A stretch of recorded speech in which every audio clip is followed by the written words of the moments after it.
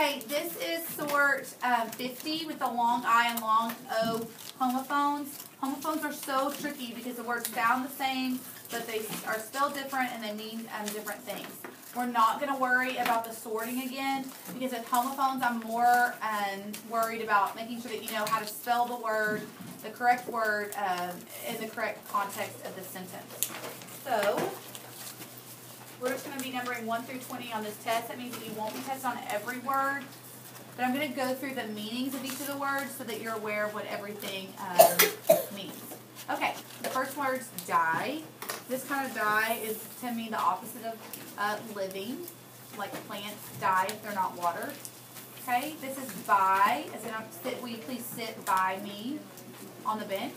This is groan, like to make that sound. Oh, you have to study for your spelling test, so you're going to groan.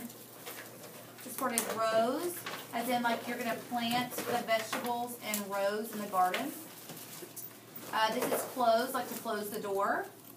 This word is night, like the opposite of day. This word is bored. So this is the kind of bored, like, oh man, you have to study spelling words. If I said you spell it for 2 hours, you might get really bored of studying spelling words. This word is aisle. This is like the aisle in a grocery store or in when you're walking down, you know, the canned goods aisle. That's a tough one though. I want you to pay closer to that AIS. This is a hard word to spell. This bye right here is to say goodbye, like to leave. Okay, this loan is to let someone borrow something. This word write is like the physical act of writing with a pencil or pen. This board is like a board that would be a part of the floor, like a piece of wood. This clothes is like your shirt, pants, things that you're wearing. This word right is like if you get the answer correct or if you're making a right turn. This word is side, so if you take kind of like a deep breath, that's a sigh. This word is sight. That means like your vision, to see something.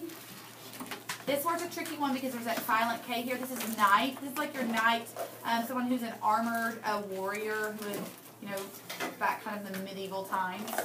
Knight. This word right here is another tricky word. This is thyme, but with a Y. This is actually a spice that you grow. An herb. Sorry. Okay, let's go over here to rose. This is the flower. Dye is like to change colors, like you're dyeing something. A lot of you might have tie-dyed shirts. Okay, this side is like it's over on my side, like next to you. This is site, as in kind of like a construction site or a specific kind of little area.